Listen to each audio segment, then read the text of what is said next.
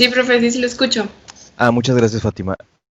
Vi hace rato tu mensaje, nomás discúlpame, andaba ya a las carreras y no tuve tiempo de responderte, pero vi ya tu mensaje. Por favor, dile a Dania que supongo que sigue con el mismo problema. Bueno, ahorita no me he fijado quiénes están. Pues que no se preocupe, obviamente es algo ajeno a su voluntad y yo sé cómo estuvo la cosa.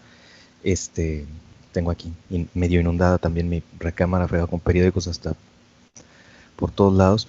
Entonces, obviamente entiendo la situación y pues dile que no se preocupe.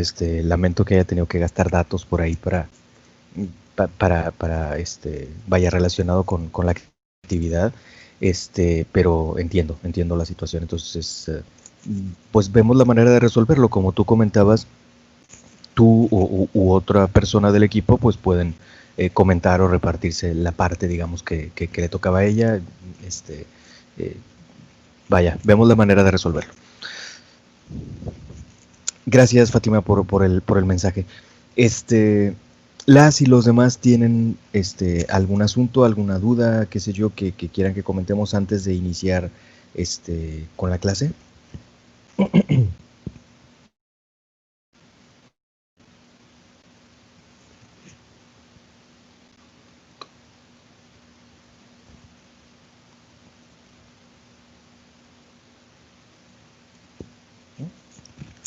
Bueno, de momento, bueno, aparte es poco temprano todavía, o bueno, no temprano, pero ha pasado poco después de las 7. Estamos relativamente pocas personas, vamos a esperar un momento a ver si nos acompañan por ahí los compañeros. Yo sé que puede haber, obviamente, algunos con el problema, ya sea de que se les fue la luz o, o a lo mejor no les jale el internet, o las dos cosas, obviamente. Lo sé, ¿no? Temía que a mí también me pasara su terrible la tempestad. Y pues bueno, ni modo, son gajes del oficio, es el riesgo, digo, tiene su lado bueno, su comodidad, trabajar de este modo, pero tiene este riesgo, que a cualquiera nos puede pasar que de pronto pues, nos quedamos incomunicados, ¿no? Ni hablar. Permítanme nada más revisar, me escribió por allí alguien. Es aquí mismo en el chat, ok.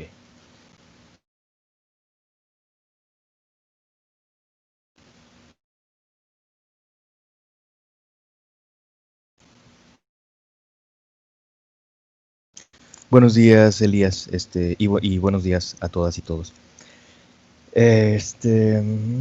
Bueno, estamos.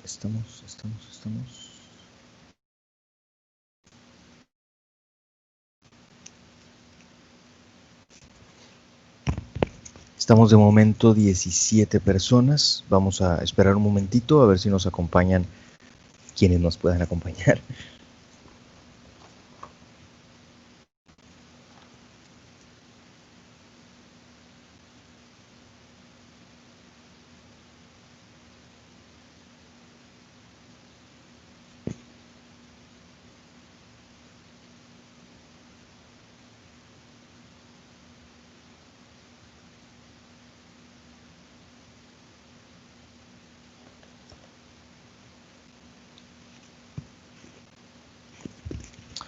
Ok, permítanme nada más revisar si están las personas del equipo. Bueno, obviamente Dania no le fue posible, pero fuera de ella, si están las personas del equipo que le corresponde exponer.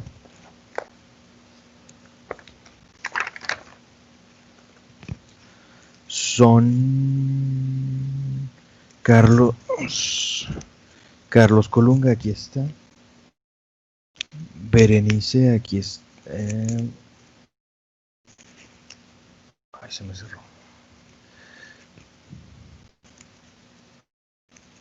Yo estoy, profe. Gracias, Bere. Perdón, apenas iba a checar y se me cerró aquí la listita. Fátima, bueno, aquí está obviamente. Y solo falta Dani. Ok, estamos bien entonces con las otras tres personas del equipo. Perfecto.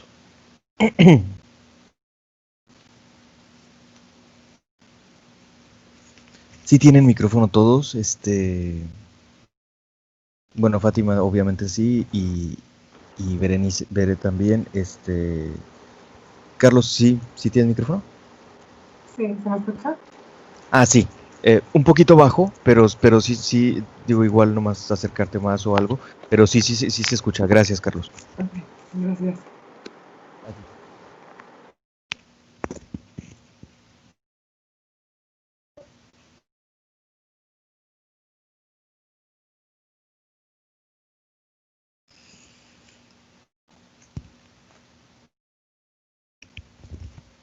Bueno, pues como lo comentamos en su momento cuando hicimos el ajuste en cuanto a la fecha de exposición, bueno, perdón, discúlpenme, voy a empezar a grabar, se me olvida.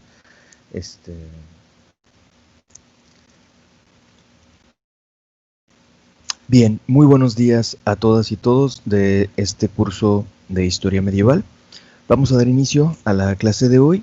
Como lo comentamos en su momento cuando hicimos por ahí una pequeña reasignación de fecha en cuanto a la exposición del antepenúltimo y penúltimo equipos que les corresponde exponer,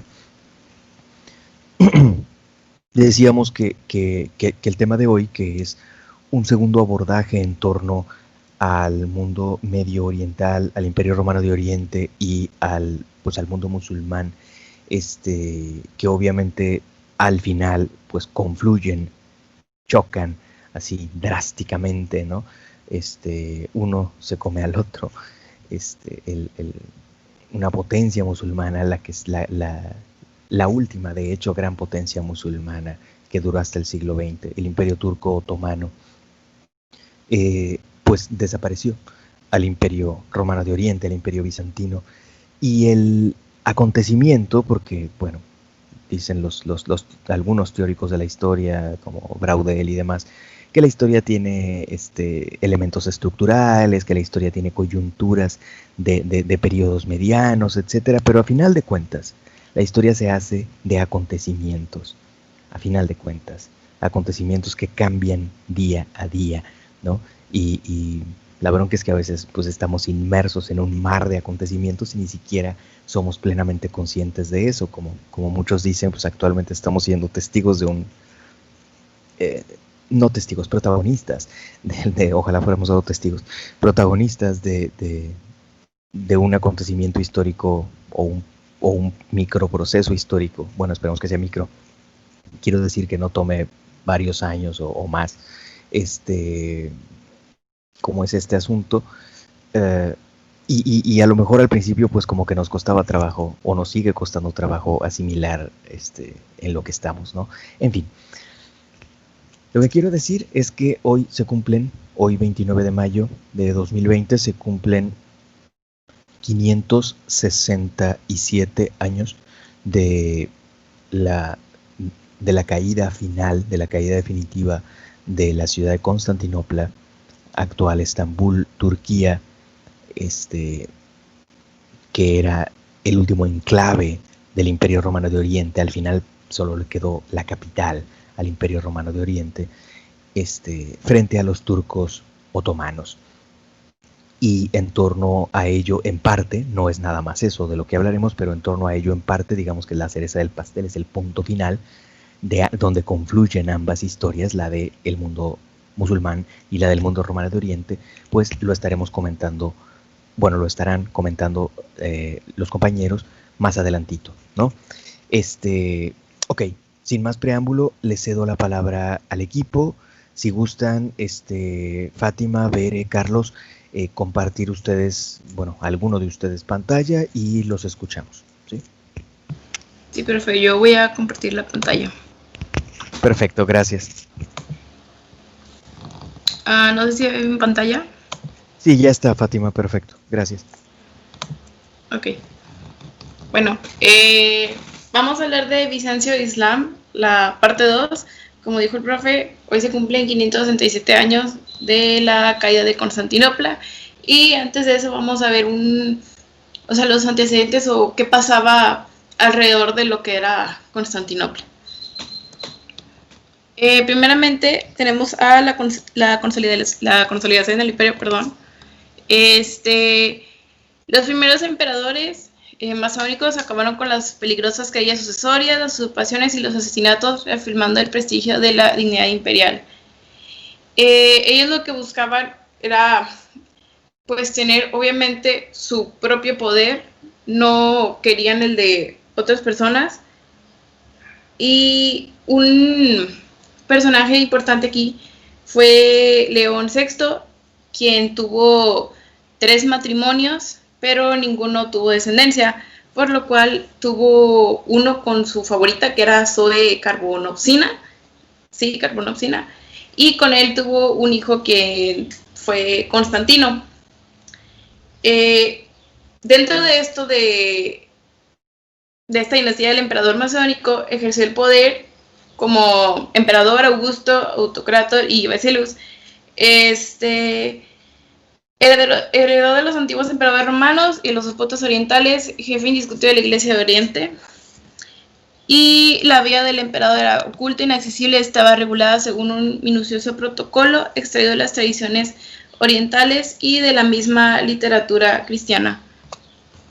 El Palacio de los Dignatarios, esto es como la repartición de papeles que había adentro.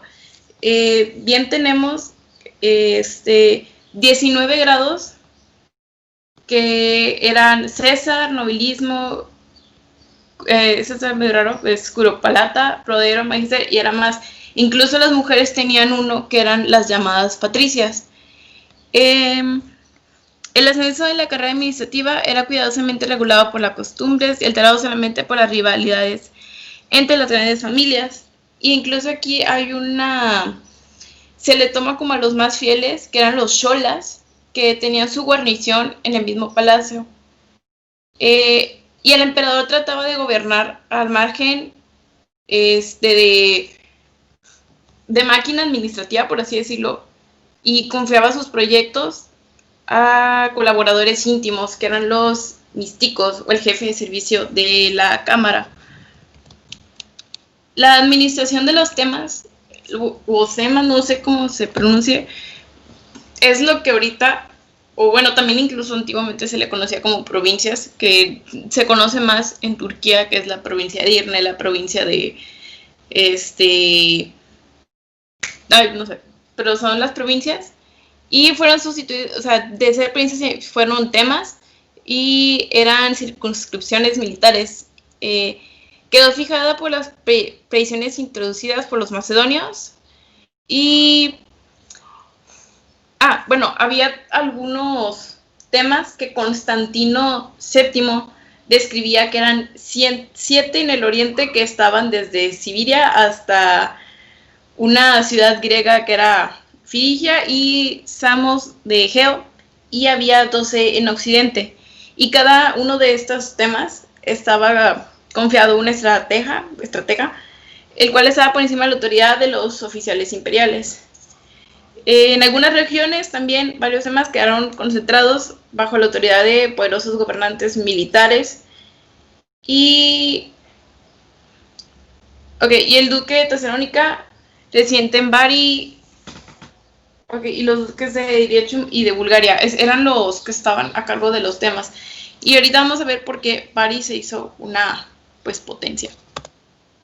Las grandes conquistas, el apogeo del imperio. Bueno, primeramente vamos a comenzar con lo que es Italia, del lado de Occidente.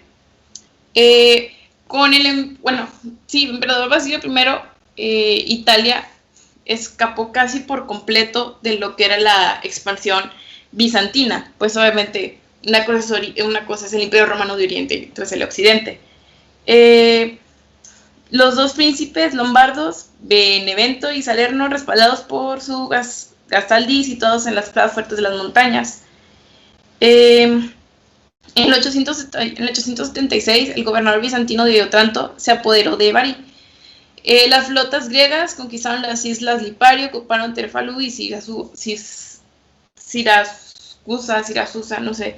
Entonces, pues había una pelea entre los italianos, los griegos, y luego todavía tenían problema porque tenían a los bizantinos tomando expansión, que era justamente lo que los italianos no querían. Y dentro del Oriente estaba el problema que tenían contra los musulmanes. El viaje de esto tuvo un lugar en la Reconquista de Creta, que privó a los musulmanes de un potente centro estratégico y del punto esencial de abastecimiento. Lo que ellos no querían era que se expandiera los musulmanes, porque sabían que podían llegar a ser fuertes y derribar el imperio completamente.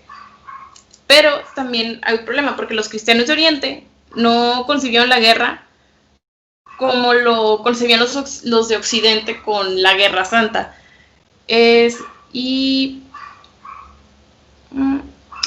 Cuando el emperador Nicéforo Focas quiso proclamar a los guerreros caídos en los combates contra los musulmanes, merecían la palma de los mártires, chocó con la resuelta oposición del patriarca y del clero.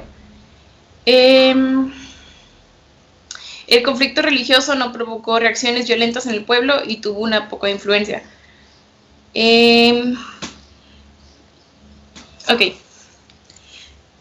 Bizancio extendió su poderío por toda Armenia, hizo de ella una provincia fronteriza, militar, dispuesta a resistir las posibles invasiones del este, mientras que aumentó las migraciones de los armenios hacia el sur.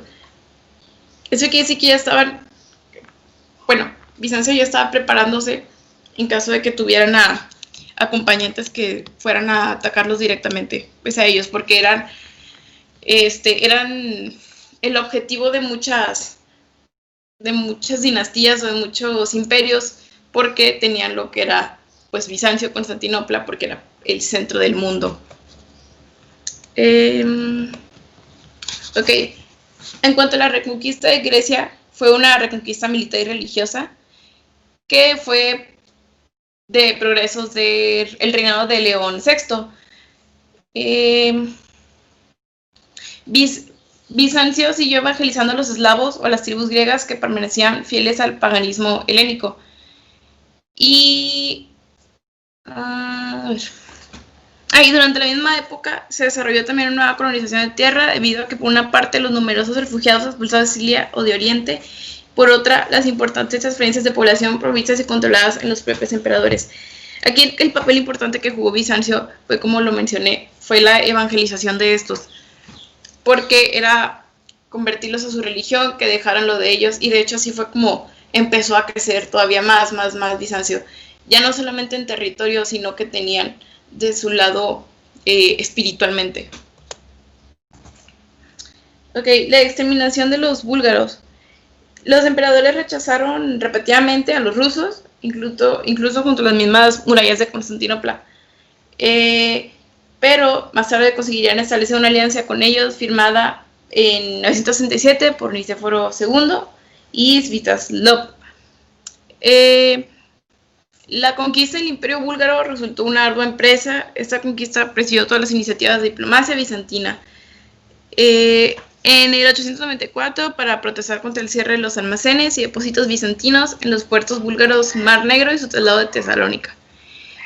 En el 924, Romano el Capeno pudo imponer paz honrosa al zar Pedro. Y posteriormente la boda del Pedro con la princesa María la Capeno colocó al gran imperio búlgaro bajo la influencia bizantina. Aquí lo más importante es que Basilio devastó los estados de Samuel, a quien el 29 de julio de 1014 derrotó definitivamente a las orillas de Estruma. Muerto Samuel, algunos meses después, los búlgaros se sometieron, cayendo durante casi 2 siglos bajo el protectorado de Constantinopla. Y aquí podemos ver ahora sí una expansión más y la eliminación de gente de su territorio. La pacificación religiosa y la Iglesia Nacional. En cuanto al auge del monaquismo, las comunidades de monjes se multiplicaron, las laurae, donde los hombres de Dios se dedicaban a la vida contemplativa, aislados en su celda, sometiéndose a la autoridad de un abad y celebrando conjuntamente los oficios dominicales. Aquí se da más como un plus a lo que es todo lo que tiene que ver con los monasterios, los monjes, todo lo que hacían ellos, desde rezar, y que los mismos monasterios no pagaban los impuestos, estaban sometidos a ninguna jurisdicción episcopal, poseían iglesias y palacios, tierras y aldeas, y a menudo recibían el emperador donaciones en metálico, porque también recordemos que muchas veces estos monasterios enseñaban a los mismos monjes varias cosas, eran como escuelas. La originalidad de la Iglesia de Oriente. Los iconos se extendieron de forma religiosa junto con el culto de santos y reliquias insignes. El mandelión de Edesa, que es esta imagen que está un poco, no sé, me da miedo, o el icono de Berio llevado a Constantinopla en 935 por Tsimisces, o la imagen de que Jesucristo, atravesada por el arma de un judío, conservaba aún manchas de sangre, atraía grandes muchedumbres a Santa Sofía. Bueno, algo que tenía Santa Sofía era que justamente por lo que tenía, no solamente, o sea, su esplendorosa arquitectura, sino lo que había dentro, desde mosaicos, miniaturas, el Cristo Pantocrátor, era lo que atraía muchísima gente de la religión cristiana. Más que nada cristiano ortodoxa, pero incluso sí había cristiano católico. La iglesia y el emperador. El alto clero conservó una gran autoridad moral y espiritual, reforzada por cualidades intelectuales indudable. El patriarca de Constantinopla, jefe indiscutido en toda cristianidad oriental, era quien controlaba el gobierno de la iglesia hasta los más significantes asuntos. Pues también recordemos que todo lo que hacían estos emperadores, pues eran también jefes, no nada más jefes militares, sino jefes religiosos que imponían cosas. O sea, vaya, era más incluso tomado como un tipo de dios o algo, o sea, para seguirlo. Aquí dice, la autoridad del patriarca no era nada despreciable, podía movilizar la opinión popular contra aquel, y lo que más era terrible, podía conseguir la hostilidad de los monjes, podía impedirle el acceso a Santa Sofía, y especialmente podía negarse a coronarle a los que no. El cisma básicamente es sobre que el lado del Imperio Romano de Oriente no quería tener lo mismo que no quería estar ligado al Papa, por lo que se separan de ellos, y es una ruptura que por así decirlo, se reafirmó en el Concilio de Constantinopla. Acá Basilio II buscaba separar las dos iglesias e hizo lo posible para obtener de Juan XIX la institucionalización de una especie de gobierno doble. La Iglesia de Oriente se negó a aceptar ese cisma, y Miguel Cerulario lanzó una violenta campaña propagandística contra Roma y los latinos, contra la supremacía pontificia. Pues literalmente no querían, ellos querían del cristianismo, querían pues nada más lo suyo. Y de hecho muchos como ya lo había mencionado, eran griegos, y por lo tanto evangelizaban del cristianismo ortodoxo. La civilización durante el imperio de los macedonios. La prosperidad de Constantinopla. Después de la caída de las imágenes surgieron formas de expresión distintas que dan testimonio de una discutible renovación artística. Aquí más que nada se trata sobre todo lo que tuvo que ver con el arte bizantino, y podemos notar lo que más sobresale todo esto pues es la iglesia de Santa Sofía, y no nada más de lo que era Constantinopla o Bizancio, sino que era todas las ciudades lo que llegó a tener influencia por parte de otros lugares. El arte de la corte. Constantino VII, amante del arte, creó un verdadero núcleo de estudios humanistas. El Biblioteca, el patriarca Fosio inició una magnífica colección de compendios de análisis o exégesis de textos antiguos. Hubo una universidad de Bizancio, que de hecho esta fue la única imagen que Dani encontró, que ahorita se le conoce como la Universidad de Constantinopla. Constantinopla conoció grandes enciclopedistas e historiadores, pues mucha gente iba para allá justamente porque era el esplendor del mundo en ese momento. El arte religioso. La arquitectura religiosa se distinguió entonces por un tipo de iglesia perfectamente acabada. En este caso tenemos aquí, esta es la nave en cruz griega, porque era lo que se usaba, de Santa Sofía.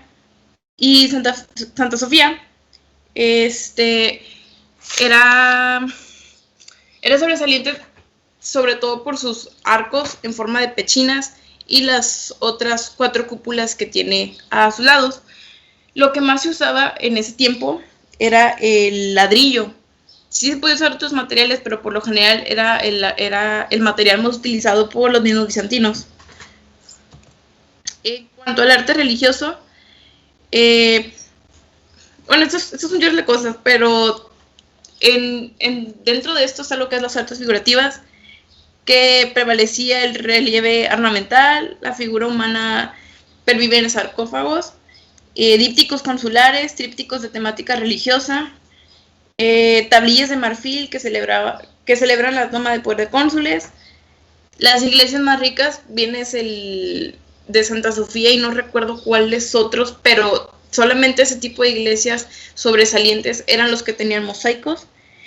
El tamaño de la figura era lo que importaba porque era la importancia del santo o de la persona que estaba plasmado. En este caso, María y Jesús, por lo general, sus figuras eran grandes por lo mismo.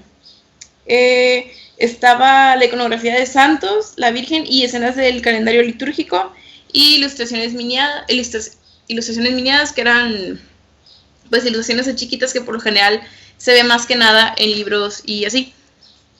Se fue acuñando un contenido y un estilo muy diferenciado, más popular, menos dogmático, ilustrado por célebres frescos de las iglesias rurales de Capadocia. Ese arte de Capadocia era pobre pero muy original, y entre los que destaca está la pintura, o no sé, no recuerdo qué era, porque no me acuerdo cómo decía, pero es sobre esta imagen que es la leyenda de María la egipciana y la de los mártires de Sebastre. Y creo que eso, por la parte de Dani, es todo. Okay. No sé quién es. Sigo yo. Gracias, Fátima. Sí, adelante, Vera. Las dificultades de Bizancio y vísperas de las cruzadas. La muerte de Basilio II en el 25 señaló el inicio de un largo periodo de problemas y reveses que preparaban la intervención de los cruzados en 1096. El imperio perdió su unidad y con ella su fuerza. Siguiente. Sí. El progreso de los grandes dominios. El malestar rural y la formación de una verdadera nobleza militar poderosa y en consecuencia peligrosa parecen haber sido uno de los grandes problemas de la época y la fuente de un gran número de desórdenes. Los emperadores macedónicos se dedicaron a proteger a los pequeños campesinos que habían intentado limitar el progreso de las grandes propiedades. Niceforo Focas y Basilio II prohibieron a los grandes reinos adquirir propiedades campesinas. No obstante, la concentración de tierras se consolidó en todo el imperio, a pesar de algunas iniciativas brutales y muy discutidas entre los emperadores, ya que cada vez había más campesinos abrumados por las deudas y ansiosos por conseguir la protección de los jefes militares, y a su vez los dueños de castillos tenían y alineaban sus tierras. Fue así como grandes propietarios gobernaban sobre numerosas comunidades de aldeanos y reinaban sobre millares de esclavos. Esto se vio más acrecentado por las concesiones. El soberano les concedió todo tipo de ventajas a los aristócratas, e incluso por medio de una panolia. Les otorgó verdaderos derechos de control y jurisdicción sobre amplios territorios. El noble poneta ejercía la justicia ordinaria sobre los campesinos y exigía de ellos el impuesto imperial, reteniendo para sí una buena parte. Siguiente, por favor. Desórdenes y guerras civiles. Estas prácticas debilitaron gravemente la riqueza y la autoridad del emperador, ya que había menos impuestos y disponían de un número mucho menor de hombres. El recurso de mercenarios no dio buenos resultados porque su fidelidad era dudosa y en ocasiones el jefe luchaba por su propio beneficio y se volvía incluso contra el emperador. Russell de Valois, capitán normando, soldado por los bizantinos, derrotó a su ejército en 1073, conquistando un amplio principado y amenazando con Constantinopla, donde quería imponer a su protegido. Bizancio, para proteger sus costas y sus rutas marítimas, tuvo que pagar muy caro los servicios de los navíos italianos. Los privilegios que les concedió en 1082 a los venecianos les otorgaron, junto con grandes almacenes en Constantinopla, el derecho de comercializar en todo el imperio, estando exentos de los principales impuestos. Esto provocó que se privaran ingresos considerablemente, arruinando el tráfico de los mercaderes griegos y provocaron una vida de reacción xenófoba en los medios populares de la capital. Siguiente, por favor. Procesos de las fronteras. Muy bien. El debilitamiento del imperio en su interior favoreció a las empresas enemigas en todos los frentes. En el norte, los rusos atacaron una vez más Constantinopla en 1096. Después se acentuó la amenaza de los pechenegos, un pueblo nómada procedente de Asia Central. Después de la muerte de Basilio II, los pechenegos se sublevaron entre 1048 y 1053 y se restableció el orden en zonas rurales y en las fronteras, pero eso requirió la movilización de una buena parte de las fuerzas bizantinas. En 1071 en Occidente, los jefes normandos, después de apoderarse de Apulia y de Calabria, lo hicieron con Regio. 10 años más tarde conquistaron Sicilia a los musulmanes y con ello toda Italia quedó fuera del control de Bizancio. El mismo año de la pérdida de Regio, Romano IV Diógenes, que intentaba reunir las fuerzas bizantinas, sufrió una terrible derrota ante los turcos cerca de la plaza de Manzikert. De esta manera, el este y el centro de Anatolia pasaron a formar parte del dominio turco y cambiaron totalmente de aspecto. El país, enriquecido en el pasado por grandes ciudades, pasó a ser una prolongación de las tierras de los nómadas de Asia. Siguiente, por favor. Aquí los comenos y Occidente. Los primeros comenos restauraron el prestigio de Bizancio y su influencia ampliando las líneas de los Balcanes. En Asia, Juan II y Manuel I impusieron su protectorado al reino de Pequeña Armenia y al Principado Latino de Antioquía. Manuel I extendió incluso su protección y cierta soberanía al reino latino de Jerusalén. Sin embargo, el 17 de septiembre de 1176, cerca de la fortaleza de Microcephalón, en las montañas frigias, sus ejércitos serían completamente aniquilados al intentar conquistar imprudentemente Konya, la capital de los turcos seljúcidas, en Anatolia. Este desastre supuso la pérdida definitiva de Anatolia, que anunciaba asimismo el hundimiento del imperio bizantino aplazado durante casi 4 siglos, por la llegada de nuevas oleadas de invasiones procedentes de Asia que debilitaron reiteradamente a los turcos. Siguiente, por favor. Los conflictos entre griegos y latinos. Durante este periodo, la hostilidad entre griegos y latinos se agravó. Después de 1081, los ejércitos de Alejo I Comneno hubieran sido desplazados en los Balcanes por Roberto Ciscardo. Este se adueñó de Durazno y se dispuso a atacar Constantinopla, pero fue obligado a regresar a Italia y su hijo Bohemundo fue vencido por los griegos en Larisa en 1085. Roberto atacó de nuevo, ocupando con... siguiente, por favor. Andrónico I, en 1182, permitió a las masas asesinar a los latinos establecidos en la capital y saquearon sus bienes.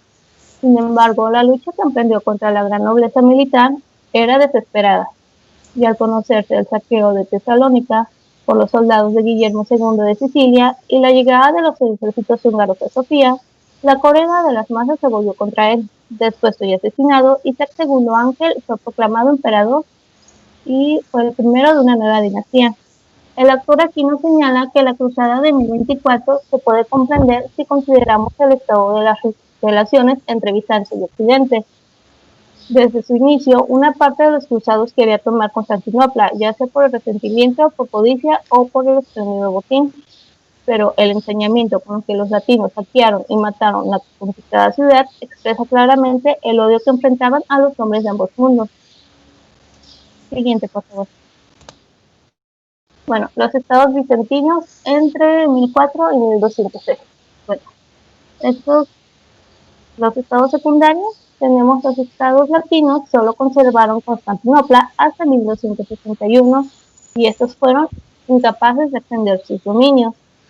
La flota veneciana les permitió dominar las islas y los principales centros comerciales del Egeo. Sin embargo, varios estados griegos y en las orillas del Mar Negro y especialmente en el interior conservaron fácilmente su independencia. Los dos principados fundados por los nietos de Andrónico Comneno en el norte de Asia Menor, el de David en torno a Heraclea de Ponto, sucumbió pronto a los ataques del soberano de Nicea, y el de Alepo resistió vigorosamente, y este se proclamó Basileus en Trebisonda, y su imperio mantuvo su independencia hasta 1461. Siguiente. El imperio de Nicea. Bueno, los soberanos de Nicea consiguieron establecer un gobierno fuerte y estable, asegurar su sucesión, obtener el apoyo de la Iglesia griega de Constantinopla y rechazar los ataques tanto de los latinos como de los turcos, ciertamente debilitados estos últimos por las invasiones mongólicas.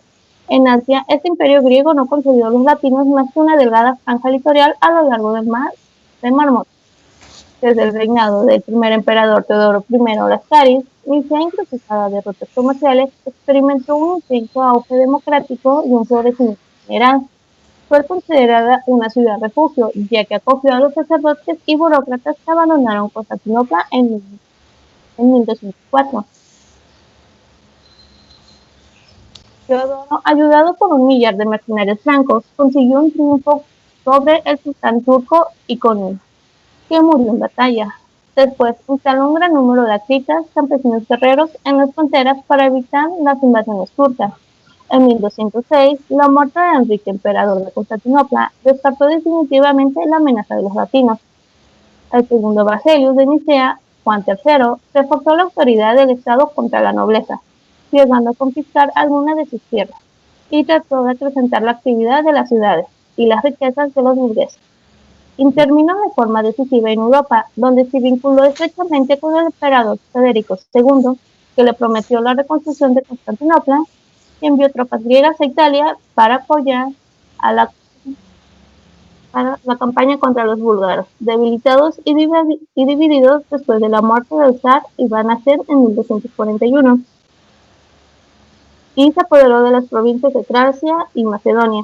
Poco después se enfrentó de nuevo a los latinos, tomando Tesalónica y apoderándose por último de los dominios del déspota de Piro. Únicamente Constantinopla, Grecia y las islas escaparon de la dominación de Nicea.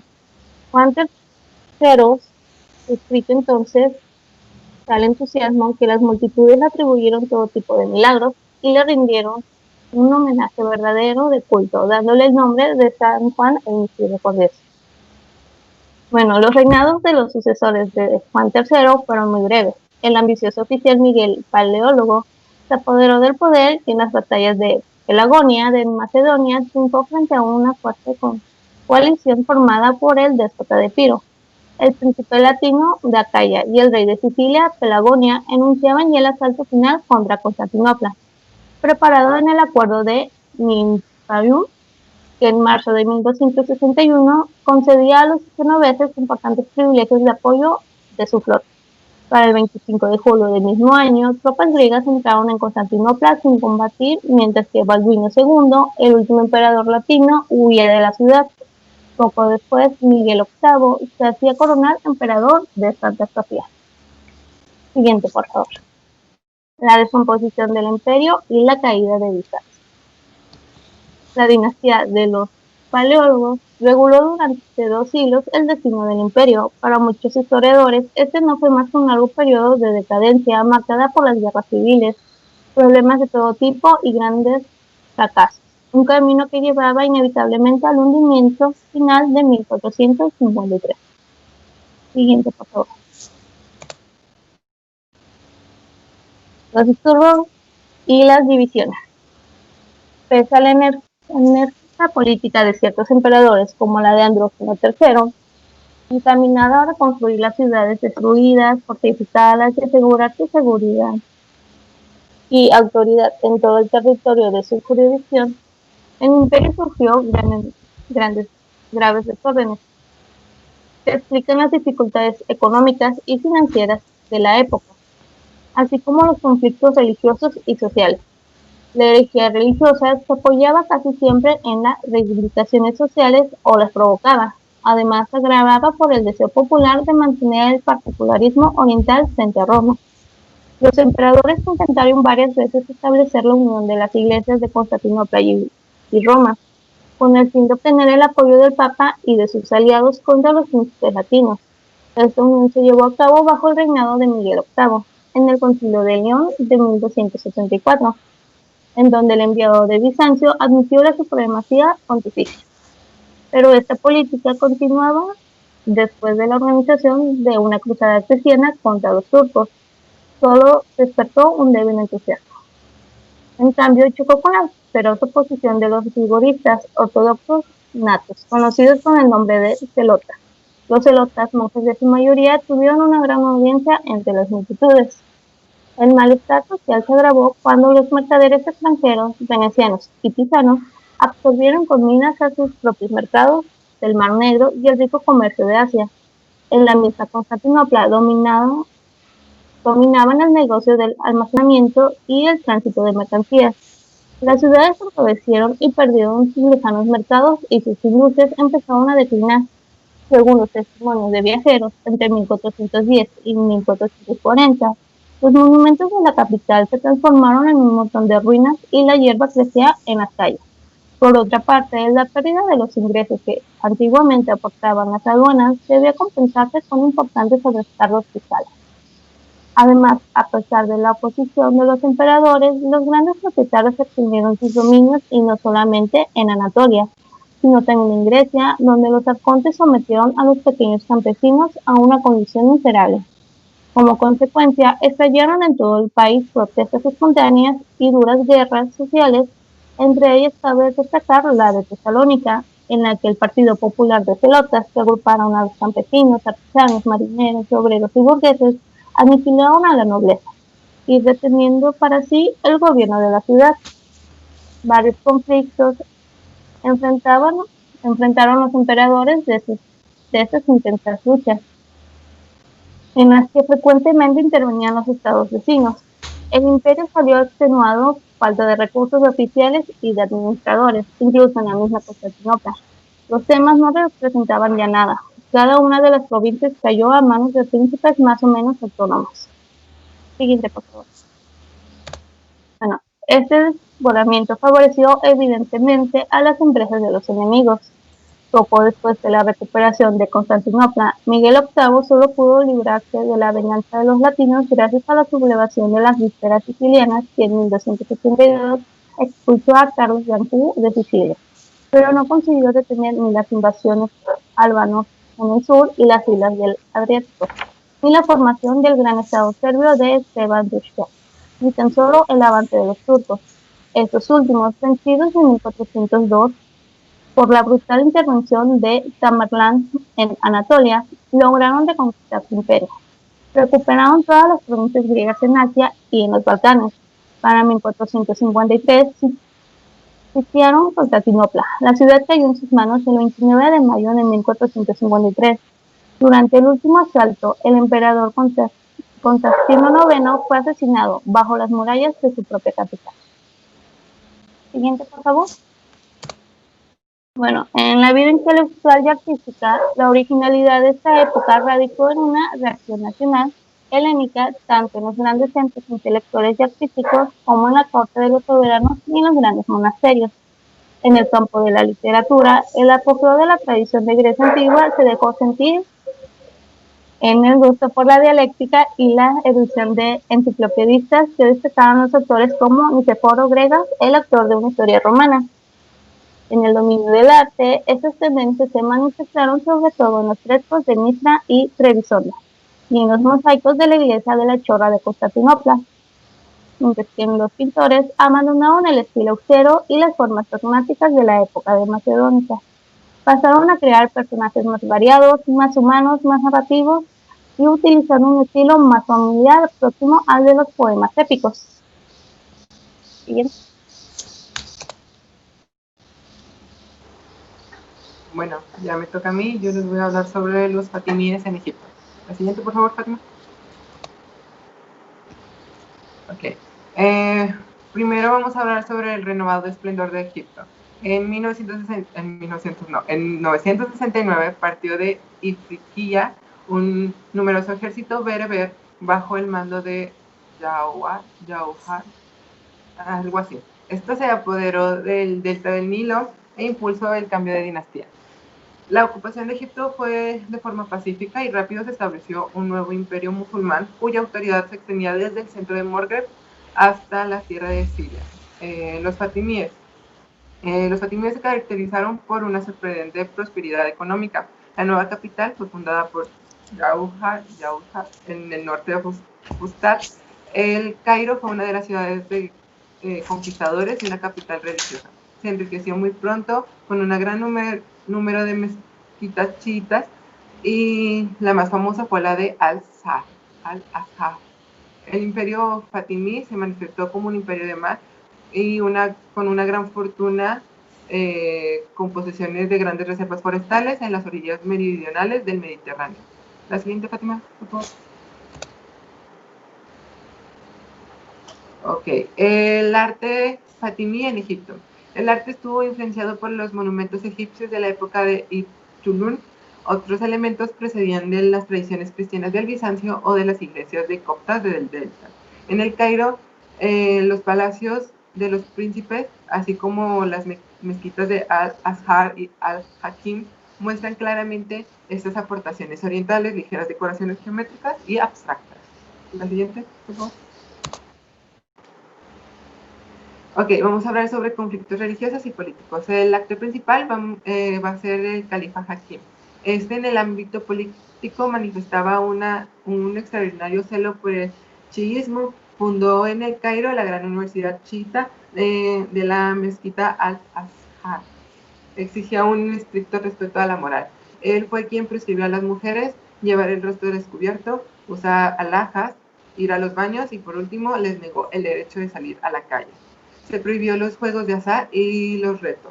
También el consumo de cerveza porque se decía que Ali había manifestado pues, que estaba mal.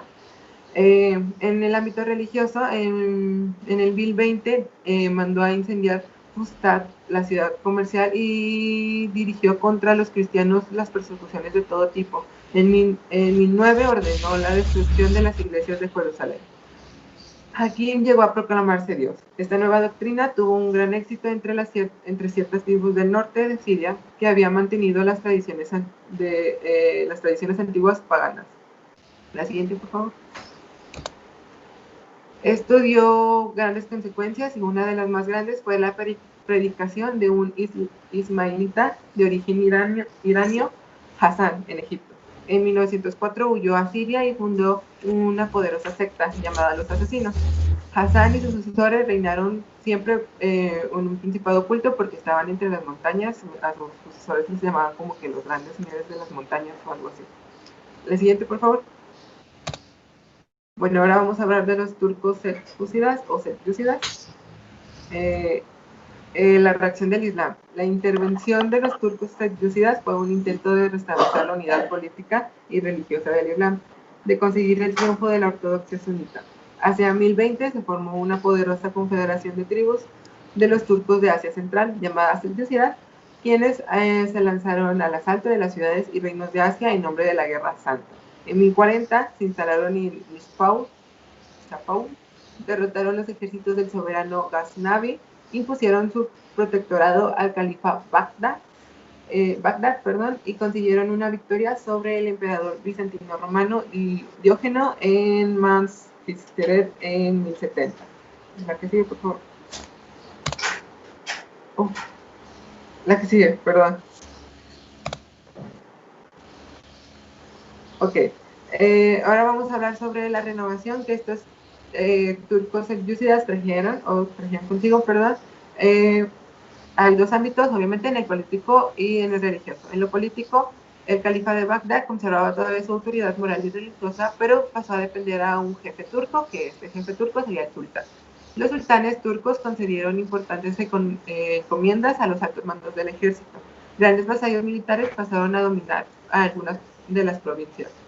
Estos sultanes, los jefes turcos, mantuvieron como que muy bien organizado por un cierto tiempo.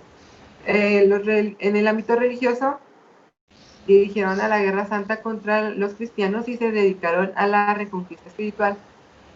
Multiplicaron los colegios religiosos estos colegios religiosos estaban altamente inspirados en los colegios budistas de la India. Estas escuelas fueron los núcleos de los que surgieron los futuros misioneros. La ortodoxia del sultán fue apoyada por el control de los sufis, místicos y sus discípulos. La que sigue, por favor. Ahora vamos a hablar sobre el hundimiento de este imperio. En 1092, los hijos del sultán se dividieron el imperio entre tres y fundaron tres reinos: Persia, Asia Menor y Siria. Solo uno de estos tuvo una larga historia, Anatolia, llamado como el sultanato de Rum o de Roma, porque tenía todavía como que ciertos territorios romanos y se extendía por todo el centro de Asia Menor y Armenia. Pronto se perdió la Transoxiana, que pasó a formar parte del efímero reino por los Karakitai, nómadas mongoles procedentes del norte de China, ya convertidos al cristianismo nestoriano. Hacia el oeste, los joresmitas vencieron a los selyúcidas en 1190 y fundaron Irán. Aquí sigue, por favor. Ahora vamos a hablar sobre un importante personaje que es Saladiano, Ceredón en Egipto. De origen kurdo, condujo al ejército del príncipe de Alepo a las conquistas de Egipto, derrocó a los fatimíes en 1171. Se proclamó sultán y reunió un estado fuerte en Egipto y Siria desde Siria hasta los Éufrates. También venció a los cruzados en Hattin y les arrebató de nuevo Jerusalén en 1187. En Egipto se puso de nuevo como a la cabeza en el mundo musulmán de Oriente, como les habíamos hablado desde al principio de lo que yo había dicho. Sus sucesores fueron nombrados como sultanes ayúbidas. Estos sultanes se encontraron desamparados contra los mamelucos y en 1250 esos capitanes despojaron al joven sultán. La siguiente, por favor. Ahora vamos a hablar sobre la Asia mongólica y el Islam. Primero vamos a hablar sobre la conquista del gran imperio mongol. Asia Central, a pesar de ser cierta comunidad étnica y el uso generalizado de la misma lengua, eran pueblos divididos y siempre eran amplios grupos tribales o clanes o familiares. Estos todavía eran nómadas. Y no existía ni unidad política ni religiosa. En el siglo XIII, un solo jefe unificó todos estos grupos. Conocido al principio como Temujin, consiguió someter a Mongolia en 1210 y fue entonces que cambió su nombre a Genghis Khan o Genghis Khan, no sé cómo se pronuncia. Siempre luchó al norte de China, enfrentó sus ejércitos contra los joresmitas de Irán, invadió Turquestán, Persia, Afganistán y Bactrina, y al norte del Cáucaso y las llanuras meridionales de Rusia. Sembró por todas partes terror y tranquilizó a la población con su tolerancia religiosa. Genghis Khan murió en 1227 y su tercer hijo, Wokotai, tomó como que el mando y sus sucesores se extendieron aún más. Cruzaron las llanuras húngaras y polacas hasta Viena, tomaron Bagdad, Damasco y Alepo. Sometieron a las dinastías Song de China e instalaron su propia dinastía, la dinastía Yuan, en Pekín en 1279. Los mongoles solo fracasaron muy fuertemente contra Japón en 1821 y también fracasaron contra Indonesia en 1293. La siguiente, por favor. Su imperio estaba dividido entre el imperio de China y tres kanatos: el de Persia, el de Turquestán y otro en Rusia llamado también como de Horda de Oro. Estos tres khanes eran vasallos del gran khan de Pekín. La división social constaba de que las familias mongolas, guerreros y esclavos, se mantenían siempre en grupos de clanes. Los príncipes imperiales, dueños de grandes pastos, debían ser miembros del clan de emperador. Estos príncipes también gozaban de distintos derechos. Los vasallos de rango inferior recibían menos beneficios. ¿La que sigue, por favor? En cuanto a lo religioso, la invasión mongola amenazaba la expansión del Islam en el Próximo Oriente. Los mongoles en su mayoría se mantenían fieles a sus antiguas creencias paganas y solo algunas tribus o grupos se habían convertido o habían adoptado una nueva religión, que podía ser el Islam o el cristianismo. En cualquier caso, sus soberanos mostraron una absoluta y gran tolerancia a la religiosa. En 1258, los mongoles tomaron Bagdad y la matanza de Califa y su familia dio un gran entusiasmo a los cristianos nestorianos y a los musulmanes chiitas, que con el saqueo de las ciudades recuperaron ciertos bienes y derechos. La siguiente, por favor. Ya por último vamos a hablar sobre la revancha del Islam, la fragmentación del imperio mongol. A medio siglo después de la conquista y brutal destrucción de la capital de los califas, el Islam había recuperado ya casi todo el territorio perdido. En Sarai, el Khan de la Horda de Oro se convirtió al islamismo. Esta conversión facilitó asimismo la aproximación a las llanuras de Rusia meridional. Debilitado por los conflictos étnicos y religiosos, fragmentado en principios a menudo rivales y gravemente amenazados en las incursiones de otras tribus de Asia Central, el reino mongol de Persia se hundió por completo entre las devastadoras campañas de Tamerlán entre 1380 y 1392. En China, a partir de 1352, estallaron revueltas al sur del país. Chu Yuan-Tong, jefe de los insurrectos, conquistó Nanking en 1356 y en 1358 se hizo proclamar emperador de Pekín. Con ello, la dinastía de los Yuan, que fue la que implementó los mongoles, era sustituida por los Ming. Expulsados los mongoles, Asia se sumía de nuevo a una fragmentación política y a la inseguridad. Y esto por mi parte. Bueno, ahora vamos a iniciar con el Imperio Mameluco de Egipto. Estos mamelucos, bueno, primeramente, como ya se había mencionado, los mongoles, las conquistas, ellos eran muy sensibles a lo que era el budismo y el cristianismo, lo que hacía que el Islam tuviera un retroceso. Incluso en Mesopotamia y en algunas partes de, pues sí, cerca de Mesopotamia. Tras haber alcanzado el poder al asesinar al sultán Ayubí, los mamelucos se afirmaban como abanderados del Islam ante los infieles. De hecho, fueron los mamelucos quienes derrotaron a los mongoles hacia el Mediterráneo, y era porque estos eran muy fuertes, o sea, realmente eran guerreros, admirables, y traían con ellos lo que son las llamadas espadas cimiterras. Estos expulsaron a los latinos de Asia, y fue sin embargo con Bibars, que fue un sultán mameluco, que Egipto pasó a ser el depositario de las ciencias teológicas, del derecho y la civilización del mundo musulmán. Como tal, Egipto empezaba ya a progresar con este sultán. Los mamelucos eran antiguos eslavos, que podían ser caucasianos, ingleses, cherquíes o griegos. Estos se ubicaban a orillas del Mar Negro, por lo cual se les llamaron mamelucos bahritas, que Bahr es de río. A estos les sucedieron los primeros soberanos,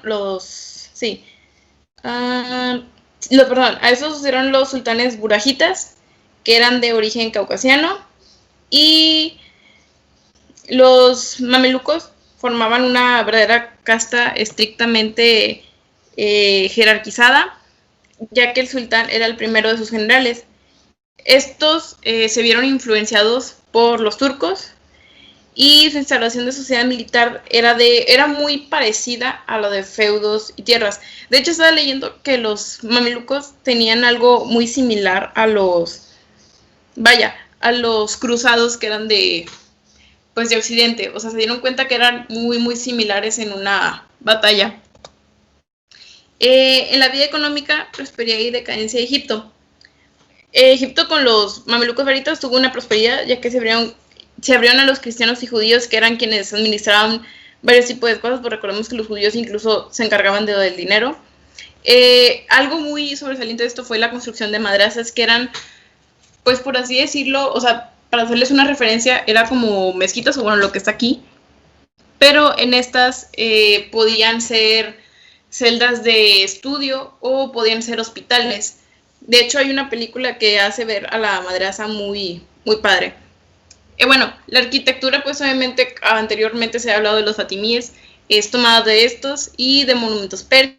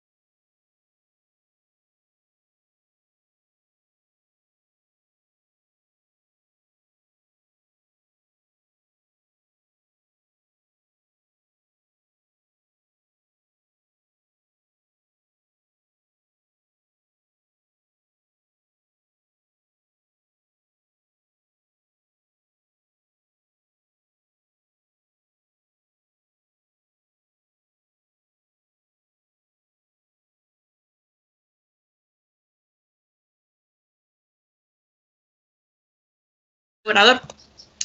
La conquista se limitó a las provincias sometidas a la Iglesia de Bizancio. Estas están establecidas de siglos antes de numerosas tribus de origen asiático, que son los turcomanos. Estos se habían convertido al cristianismo y los bogomilios eran turcos convertidos, deseosos de preservar el particularismo frente a la Iglesia de Constantinopla. Muchos, pues obviamente, querían seguir con... seguían con el cristianismo para defender más que nada la iglesia de Santa Sofía, que en su momento era el esplendor máximo del mundo. Bueno, como le había dicho, Mehmed reconstruyó el imperio en Asia, se extendió hacia el este y se organizó en torno a Brusa. Murad II reanudó la conquista de los Balcanes, porque ya es con Murad cuando empiezan ahora sí las conquistas empieza el movimiento para conquistar varios lugares. Tuvo 2 victorias frente a los húngaros, y de hecho fue el sucesor de Murad, que fue Bayeseto, fue un sultán que mandó a construir como un puerto o algo así, no recuerdo, por el Cuerno de Oro, esto con la intención de que no pasaran navíos de Occidente hacia Constantinopla. Bueno, fue con Mohamed II o Fatih Mehmed, Mehmed el Conquistador, quien inició el asedio de Constantinopla. Aquí, con este sultán, fue un sultán muy joven cuando su padre muere y él toma las riendas del imperio. Él a los 19 años empieza a comandar la campaña para tomar Constantinopla, porque lo que su padre no pudo hacerlo, él lo quería hacer. Entonces, durante la toma de Constantinopla, que empezó alrededor de marzo y duró abril y todo mayo, resulta que tuvo, o sea, ¿cómo decirlo? Lo que estuvo a favor de ellos fue su artillería. Su artillería era una cosa muy diferente a todas las demás, porque si Constantinopla tenía pequeños cañones, a Mehmed un herrero le ofreció un cañón de 8 metros de largo que se le llamó basílica, que disparaba de 2,5 metros de diámetro, y se lo ofreció a él porque era quien más tenía posibilidad, o sea, era el que le podía pagar, porque él ya había ido con el emperador de Constantinopla, que fue con Constantino XI, para ofrecerle la idea, pero pues al no poder pagar rechazó la idea. Durante esta misma conquista estuve investigando y se dice que hubo un soldado que fue Giovanni Giustiniani. Él lo que hacía era que tenía un equipo de mercenarios que eran expertos en pelear por ciudades amuralladas. Eran un rotundo éxito. Y la diferencia era que los turcos otomanos ya tenían un ejército grande. Estuve investigando acerca y eran alrededor de 80,000, y Constantinopla no tenía casi nada. Tenía alrededor de 6,000, 7,000 soldados, por lo cual el emperador Constantino XI manda a pedir refuerzos del Papa. Obviamente pues no estaba muy a gusto, porque ellos no querían ser no quería que se juntara Oriente con Occidente en cuanto a creencia religiosa, pero pues no tenía de otra, ya que no tenía nadie. Lo que ayudaba mucho a Constantinopla eran sus murallas, ya que era dividida por 5 barreras, que era la fosa exterior, el área abierta, el muro exterior con torres y la pared inferior. Y de hecho, desde la fosa hasta la pared interior eran 30 metros de altura, y era casi que un suicidio pasar por ahí, porque estaban los arqueros desde las torres del muro. Bueno, algo destacable también de esto fueron los jenízaros, que eran guardia personal del sultán, formado por infantes. Estos eran antiguos esclavos cristianos, convertidos al Islam y entrenados desde pequeños para irse a la guerra.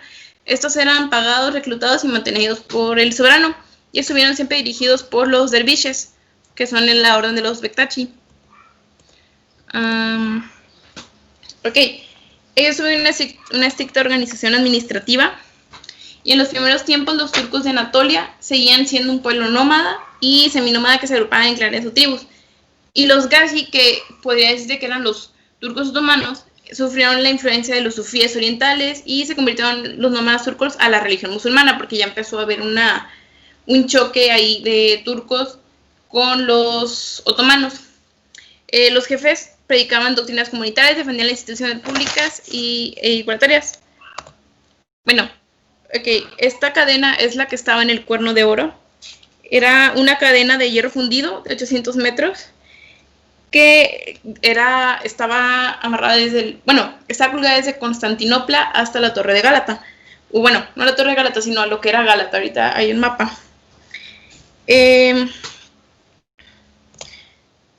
Aquí está el mapa. Les voy a decir. Acá estaba Adrianápolis. Adrianápolis estaba por este lado. Aquí estaba Mehmed, y esta es la puerta frontal. Bueno, primeramente Mehmed con su ejército ataca la puerta frontal con el cañón basílica, y de hecho al cañón basílica le decían el oso, y a los más chiquitos le decían osescos, algo así, sí, Osescos.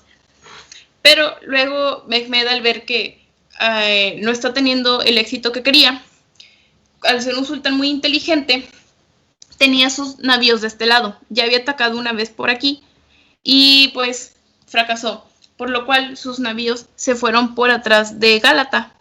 Aquí está la cadena de hierro que les decía.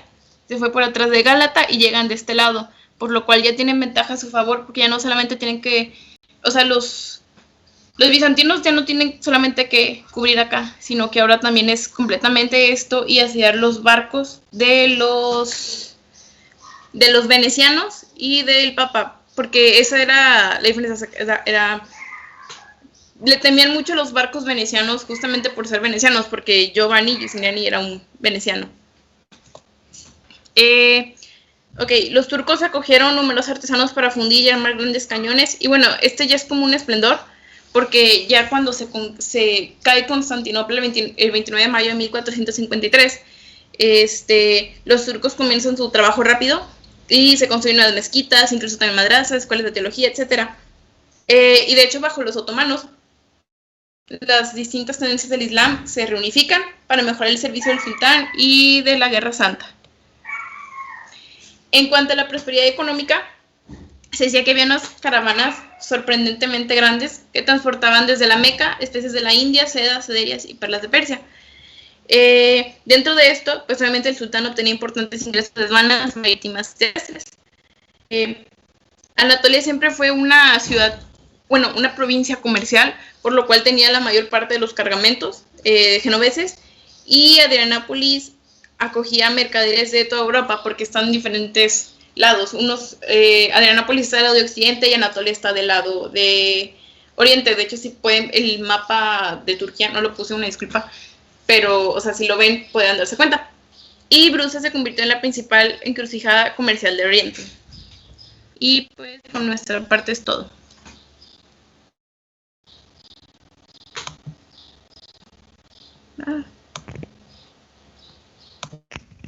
Bien, muchas gracias, Fátima, Bere y Carlos. Muchas gracias por su exposición. Muy bien, muy completa.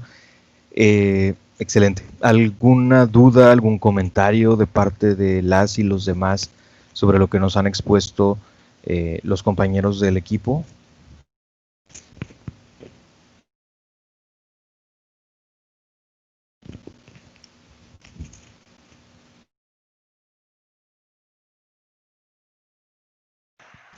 Hola. Sí, creo, no sé quién está hablando, pero adelante. Carlos, un gusto. Nada más Adelante, Carlos. Comentar, mencionaron que los otomanos tenían, que el líder de los otomanos era un califa. Hay que corregir eso, no son califas hasta que conquistan Bagdad y la Meca en la época moderna. Bueno, en ese periodo nada más se les conoce como sultanes o incluso beyliks en algún periodo de su historia. Porque califa ya es más relacionado al liderazgo religioso del Islam. Sí, de acuerdo, Carlos, es cierto. El título de califa es un título más restringido, por decirlo así, es un título de mayor relevancia, quiere decir el sucesor del profeta, o sea, podríamos decir que es equivalente al Papa, ¿no? A la pretensión papal de ser sucesor de Pedro, representante de Cristo. Es algo similar. Nada más que en el caso del califa, no solamente está revestido de lo religioso, aunque es lo más importante, sino también de autoridad, podríamos decir como absoluta, ¿no? O sea, puede ser a la vez jefe militar, político, etcétera, etcétera. Y ha habido solamente ciertos califatos a lo largo de la historia. Por eso, por ejemplo, si ustedes recuerdan, yo insistía mucho por ahí en que a veces se le denomina de manera genérica Califato de Córdoba a todo el periodo de casi 800 años de dominación musulmana o de presencia musulmana en España, y eso es completamente erróneo. Solamente cosa de 100 años fue oficialmente Califato de Córdoba con ese estatuto, con ese título, etcétera, o sea, que ostentaron los gobernantes de Al-Ándalus. De ahí en fuera no fue así. Eran emires o eran otra cosa. Y Y bueno, en este caso con los turcos otomanos, pues es algo similar como comenta Carlos, efectivamente no ostentaban todavía el título de califas, que significaría la pretensión de ser la autoridad suprema del mundo islámico en su calidad de sucesores del profeta Mahoma, ¿no? Y sí lo ostentaron más adelante, no recuerdo ahorita exactamente a partir de qué momento, pero como dice Carlos, fue una vez que la expansión fue más amplia, probablemente ya en el siglo XVI. No sé si Suleiman el Magnífico, no estoy seguro en qué momento, pero no entonces, ¿no? Entre los siglos que son pues desde el siglo XIII, XIV, principios del XV, que es de la etapa que están hablando, primera mitad del XV, de la etapa que nos estaban hablando los compañeros. Es una cuestión terminológica, nada más, pero sí, pues, tenerla en consideración. Insisto, yo digo, antes de todo esto, cuando todavía nos veíamos en el salón, si recuerdan, pues yo ponía gorro en relación a esto con España, ¿no? Bueno, con Al-Ándalus. ¿Alguna otra duda, comentario sobre lo que nos expusieron los compañeros por parte de los demás?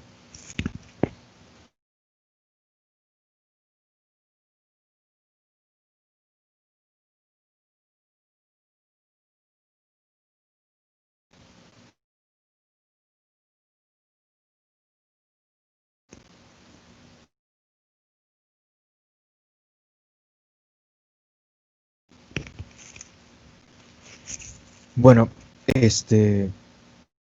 antes de que, si es necesario, recapitulemos algún otro asunto, algunos otros temas que se estuvieron comentando la clase pasada, sí, de acuerdo, Elías, fue excelente la presentación de los compañeros del equipo.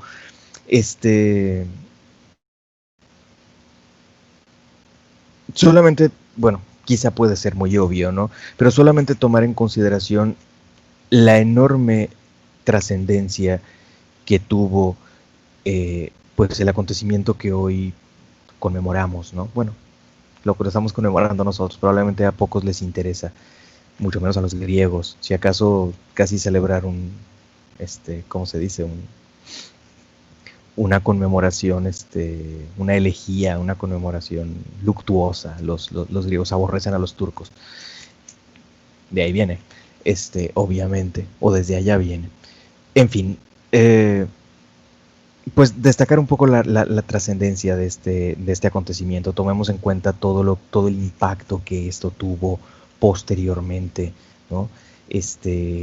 A pesar de la separación de las iglesias que se había dado desde 1054, a pesar de las fuertes tensiones que se generaron entre el mundo ortodoxo y el mundo católico durante las cruzadas, y de manera muy especial durante la Cuarta Cruzada de 1204, o que concluyó en 1204. A pesar de todo eso, el Imperio Romano de Oriente, en el Medio Oriente, pues se había mantenido como desde la perspectiva del Occidente, obviamente, desde la perspectiva del Occidente, como un enclave, digamos, aliado, como un enclave cristiano, como un enclave civilizatorio. Desde la perspectiva del Occidente se había mantenido así. Y por ende, según las circunstancias, que hubiera mayor relación, mayor alianza, mayor apoyo de los venecianos, de los genoveses, de los pisanos, pues existía un flujo comercial, ¿no? Desde el Medio Oriente hacia el mundo mediterráneo, hacia el sur de Europa y hacia Italia, etcétera. Y pues bueno, obviamente, a raíz de la caída de Constantinopla, todo esto cambió, ¿no? Como lo comentaron los compañeros, un elemento fundamental que no nació de la nada ahí, pero sí fue quizás su primera manifestación más, ¿cómo decirlo?, más exponencial, más drástica, más significativa, fue pues el uso de la artillería, el uso de la pólvora, las armas de fuego, los cañones, ¿no? Que finalmente lograron hacer a las murallas vulnerables, ¿no? Tradicionalmente, pues sabemos, todos conocemos, aunque sea de oídas, aunque no la hayamos leído a detalle, pero pues la historia de cómo finalmente tomaron Troya, ¿no? Troya muy bien fortificada, cómo fregados le hicieron para entrar, no podían tumbar esas murallas, pues tuvieron que valerse de la argucia, de la artimaña, de que los dejaran infiltrarse, ¿no? A través del caballo de Troya, etcétera. Eso es muy, lo menciono, digo, es mucho más antiguo, pero lo menciono porque es muy representativo de que las murallas eran inexpugnables, ¿sí? Había que sitiar las ciudades, o sea, obligarlas a que aquí nadie entra y nadie sale y friéguense porque se les va a acabar la comida y se les va a acabar el agua, o se las vamos a contaminar, o les vamos a aventar cadáveres podridos y enfermos, o bueno, de gente que estuvo enferma adentro de la ciudad, catapulteando los cadáveres, o cosas por el estilo. Todas esas estrategias, porque las murallas eran inexpugnables. Pues bueno, o en general eran inexpugnables. En algunas ocasiones podía quizá abrirse alguna brecha, pero era raro, y había murallas que no lo hacían. Digo, todos conocemos la gran relevancia de la muralla china, etcétera, etcétera, etcétera. El modelo que las ciudades medievales tenían y cómo dividían intramuros adentro de las ciudades y extramuros afuera de las ciudades, todo eso no cambió de la noche a la mañana, no desapareció de la noche a la mañana, porque las fortificaciones siguieron existiendo. México tuvo ciudades hasta cierto punto fortificadas, por ejemplo, Campeche, como defensa frente a la piratería, a los piratas. Es en la que más se conserva, pero también Veracruz tenía fortificaciones, también Acapulco tenía fortificaciones, etcétera. Quiero decir que no desaparecieron de la noche a la mañana las fortificaciones, pero su eficacia, su carácter inexpugnable, impenetrable, se acabó, porque los turcos otomanos lograron, a través de su artillería pesada, de sus cañones, penetrar las murallas de Constantinopla, y se acabó lo inexpugnable de Constantinopla. Constantinopla no lo había tomado nadie más que el fuego amigo, o sea, los cruzados, ¿no? O los cristianos. Los musulmanes no lo habían podido tomar, que supuestamente la estrategia del fuego griego, etcétera, etcétera. Pero no había sido tomada por enemigos formalmente, bueno, insisto, salvo el fuego amigo de los propios cristianos en la Cuarta Cruzada. De ahí en fuera no había sido tomada. Y bueno, pues se volvió vulnerable, así como la Roma originaria, su saqueo por parte de los visigodos y después de los vándalos y etcétera. De ahí para el Real, Roma ha sufrido N cantidad de saqueos. Así como ocurrió eso, o sea, la ciudad eterna, inexpugnable, de pronto se volvió vulnerable, pues la nueva Roma, también vista como un baluarte prácticamente inexpugnable, de pronto se volvió sumamente vulnerable, primero por los cruzados, aunque esto medio se salvó la situación, porque bueno, finalmente se restauró en 1261 el imperio bizantino, digamos, autónomo, con la dinastía de los paleólogos, etcétera, pero esta caída de 1453 pues fue mucho más definitiva, drástica, emblemática, etcétera, etcétera. El último emperador, Constantino XI, si no me equivoco, murió en combate tratando de defender la ciudad. Hubo saqueos, muerte. La basílica cristiana de Santa Sofía, donde, como lo comentaron los compañeros, le pidieron ayuda al Papa, y el Papa mandó un barco para apoyar. Católicos y ortodoxos se reunieron en oración antes de los combates en la Basílica de Santa Sofía. Se les olvidó que se declaraban herejes mutuamente y se unieron para luchar contra el enemigo común. Insisto, el Papa fue el único de Occidente que mandó un poco de ayuda, porque y eso en buena onda, porque el Papa siempre condicionaba su apoyo a, ok, sí, cómo no, le ayudo, pero se me someten, ¿sí? Quiero la unidad religiosa, y la unidad religiosa significa que se someten a mí, que reconocen mi absoluta supremacía en la iglesia. Eso fue lo que se gestionó en el concilio de Ferrara y Florencia, con la presencia del propio emperador. aunque nunca se llevó a la práctica de manera formal. Se negoció, se acordó, pero nunca se llevó a la práctica de manera formal porque hubo una fuerte oposición popular a esto. En fin, hubo pues intentos desesperados por salvar la situación. Al final, como se dice que se dijo en la época de Maximiliano aquí en México, al emperador no le quedaba de su imperio más que el terreno que pisaban sus pies. Pero seguía siendo emperador. Pero bueno, aún ese terreno que pisaban sus pies se acabó, ¿no? Más bien dicho, sus pies dejaron de estar alzados también. En fin. ¿Qué tipo de consecuencias tuvo esto? Pues es obvio que tuvo consecuencias muy importantes. Se consolidó como gran potencia medio oriental, pero también europea, el sultanato, el imperio de los turcos otomanos, más adelante autoproclamados califas, ¿no? Lo cual, si no me equivoco, duró hasta el siglo XX. Tanto el hecho de que se proclamaran califas sus líderes como como el hecho de que existiera como una gran potencia, ¿no? Una gran potencia con tentáculos por todos lados, aunque fueran como especie de reinos vasallos. Estaban en Rusia, o en lo que es Rusia, Ucrania, etcétera, hoy en día, ¿no? La llamada Horda de Oro. Estaban, y allá tenían sus canatos, etcétera, que duraron cuando menos hasta el siglo XIX. En Crimea sigue habiendo una fuerte presencia musulmana, herencia de esto. Los famosos tártaros en ¿cómo se llama este lugar en Rusia? Chechenia. Es zona musulmana mayoritariamente, muy conservadora aparte, por cierto. Y es una herencia de todo esto, ¿no? Pero también dominaron los Balcanes. O sea, me refiero el resto de los Balcanes, lo que hoy en día es Grecia, Bulgaria, Rumanía, Serbia, Bosnia-Herzegovina, parte de Croacia, etcétera, etcétera, etcétera, ¿no? En el siglo XVI llegaron a asediar prácticamente a Viena. Tuvieron que ser contenidos en muchos momentos en el siglo XVI porque su expansión no paró ahí. Recordemos la batalla de Lepanto. Tuvieron que ser contenidos en otros momentos posteriores, ¿no? Los mamelucos que gobernaban Egipto, como bien comentaron ahorita los compañeros, pues eran un grupo de grandes guerreros, ¿no? Y ellos siguieron controlando Egipto, creo que cuando menos hasta el siglo XIX, pero sometidos al Imperio Turco Otomano, como especie, diríamos, como de vasallos del Imperio Turco Otomano, controlados por ellos. El Imperio Turco Otomano obviamente controló las ciudades santas del Islam, la Meca, Medina, controló el Medio Oriente, la Palestina, ¿no? Fue enorme, enorme, enorme el Imperio Turco Otomano.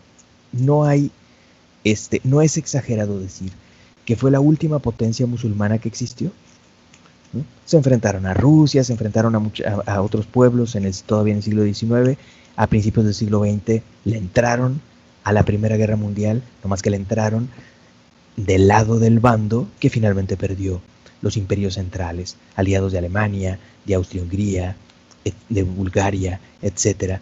El bando que finalmente perdió en la guerra, y lo trataron muy mal al Imperio Turco Otomano después de la guerra. Además tuvo cambios y convulsiones internas, una revolución propia interna. El sultán finalmente fue derrocado, el imperio se mutiló, se fragmentó, los ingleses y los franceses sobre todo se comieron sus restos muy buitrescamente, o sea, muy como buitres. Francia se quedó con Siria, se quedó con Líbano como protectorados, o sea, colonias. El Reino Unido se quedó con Palestina, se quedó con otros territorios, otros que ya controlaba desde antes bastante, como Egipto. Creó reinos títeres, Irak, etcétera, Jordania, etcétera, etcétera, etcétera. O sea, mucho de lo que hoy en día percibimos es producto de cómo jugaron con el cadáver del Imperio Turco Otomano. Y Turquía, ¿no?, que fue lo que quedó, pues sufrió un cambio drástico. Fue derrocado el último sultán. Hubo una especie de revolución encabezada por Mustafa Kemal Atatürk, que hizo a Turquía una república occidentalizada, oficialmente laica, etc. La mezquita de Santa Sofía fue convertida en museo. hay musulmanes que insisten, incluso grupos políticos hoy en día y desde hace tiempo, en que Turquía vuelva a tener esa identidad musulmana, ¿no? Y que Santa Sofía vuelva a ser mezquita y cosas por el estilo, ¿no? Pareciera que está allá en las entrañas de la historia algunas de estas cosas y sin embargo siguen tan vigentes. Hay disputas, por ejemplo, también sobre la mezquita catedral de Córdoba en España. Musulmanes que insisten en orar ahí, pues no los dejan, ¿no? Orar ahí por el riesgo que esto puede implicar y porque la Iglesia Católica dice, no me friegues, esto parece mezquita, pero no lo es un híbrido bien bizarro, pero esto es catedral. Entonces, y a la postre, obvio, es un monumento histórico extraordinario y visitado por turistas, bueno, ahorita no creo, pero visitado por turistas un chorro, ¿no? Como Santa Sofía, obviamente también. En fin, bueno, ¿qué otro tipo de consecuencias tuvo este extraordinario acontecimiento? Pues migración de gente, ¿no? Tuvieron que emigrar muchos griegos, monjes, intelectuales, clérigos, etcétera, etcétera. Tuvieron que emigrar muchos de ellos hacia Italia. Y esa migración alimentó, no dio origen, pero alimentó al proceso que nosotros denominamos de Renacimiento, porque sabemos, obvio, que en el mundo medio oriental, en el Imperio Romano de Oriente se conservaba mucho de la herencia griega, ¿no? Tanto en la intelectualidad como en las artes, etcétera, etcétera.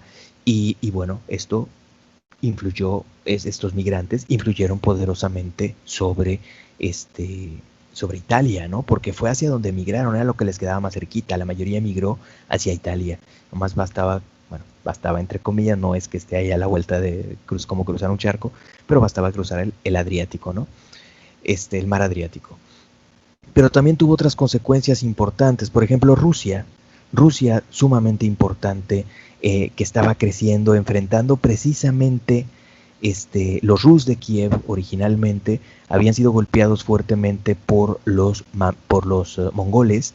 Kiev había sido arrasada, etcétera, etcétera, y el centro de gravedad de los Rus de Kiev, que ya se habían cristianizado desde el siglo X, desde el 988, si no me equivoco, pasó hacia la zona en torno a Moscovia, el Principado de Moscovia, y fue creciendo y consolidándose y expandiéndose y etcétera, etcétera, etcétera, y finalmente entre el siglo XV, XVI, no recuerdo ahorita fechas precisas, tuvo por ahí un vínculo matrimonial con algunos descendientes del Imperio Bizantino, con alguna descendiente del Imperio Bizantino, de la dinastía, de la última dinastía gobernante, los paleólogos, y Moscú se declaró, la primera Roma se hizo hereje, la segunda Roma se la llevó la fregada, nosotros somos la tercera Roma, ¿sí?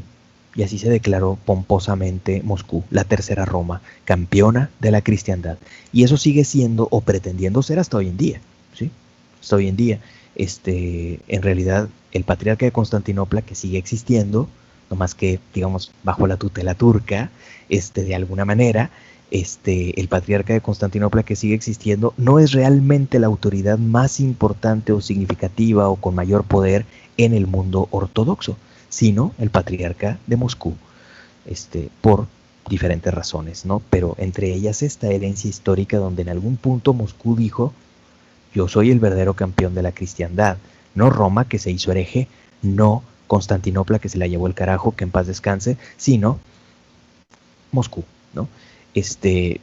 Y pues bueno, en fin, obviamente hubo otras consecuencias que conocemos más o que se nos ha insistido más, como la cuestión pues de que el cierre de rutas o el cierre del intercambio comercial derivó en pues la necesidad de buscar otro tipo de rutas hacia el Medio Oriente o hacia la India o hacia el Extremo Oriente o etcétera, etcétera, etcétera, y la correlación que esto tiene o que esto tuvo con el expansionismo colonial y las búsquedas de rutas por parte de los portugueses en primer lugar, que bordearon toda África, imagínense, es un monstruo, y cruzar el Índico y todo eso, por parte de los portugueses en primer lugar, y después de los castellanos.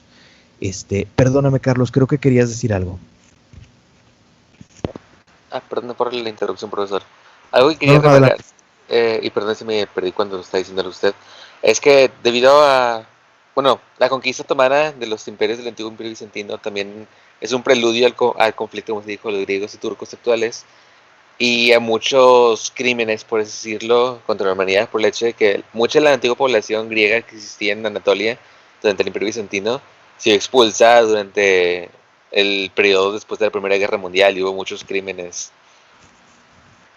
Así es, de acuerdo, Carlos, y especialmente se supone que los que más sufrieron, aunque el odio, el encono cultural es entre griegos y turcos, sobre todo los griegos contra los turcos, pero los que más sufrieron masacres y demás fueron los armenios, ¿no?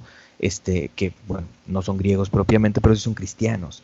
Entonces sí fue un asunto, podríamos decir, como de limpieza étnica, como se le suele llamar, lamentablemente, y que sí fue en torno a la época de la Primera Guerra Mundial, como bien mencionas. ¿Hay alguna otra duda o comentario?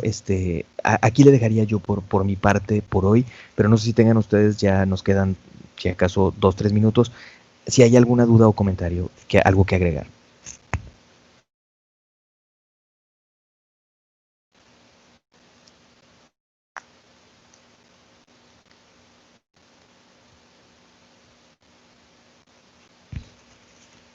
Solo agregaría por mi parte que obviamente el sol no sale de otro color de un día para otro. Bueno, a veces en la historia sí ha pasado. Por algún cambio drástico climático, un supervolcán que hizo estragos por ahí con la estratosfera o no sé qué carajos. Pero generalmente el sol no sale de otro color de un día para otro. Sin embargo, los grandes acontecimientos no dejan de tener una relevancia, una gran significación. Y no es gratuito que, al menos de manera simbólica, la caída del Imperio Romano de Occidente marca tradicionalmente el inicio del periodo medieval, y la caída del Imperio Romano del Oriente, que duró otros 1000 años, pues tradicionalmente marca el fin del periodo medieval. Claro, podemos señalar otros momentos, si nos ponemos el énfasis en otra cosa, la invención de la imprenta y la gran significación que esto tuvo, o el descubrimiento de América, o cuestiones nacionales, que si el ascenso de los Tudor, que si el matrimonio de los reyes católicos, que si el fin de la guerra de los 100 años, aunque bueno, fue el mismo año, 53, etcétera, ¿no? O sea, podemos establecer algún otro aspecto significativo, pero la caída de Constantinopla es tradicionalmente el acontecimiento que más se reconoce como fin de la Edad Media. Y bueno, pues es lo que conmemoramos hoy. Bueno, nosotros, seguramente mucha gente no, y menos con este contexto nefasto en el que estamos, pero bueno, al menos nosotros sí. Ok, compañeros, cuídense, que estén bien. La próxima clase vamos a escuchar al equipo siguiente, que ya será el último que le toca exponer. Son María Alicia, América, Derek y Yared Emiliano. Escucharemos al equipo de estos compañeros la próxima clase. Nos vemos, que estén bien. Adiós, profe. Gracias, maestro. Saludos.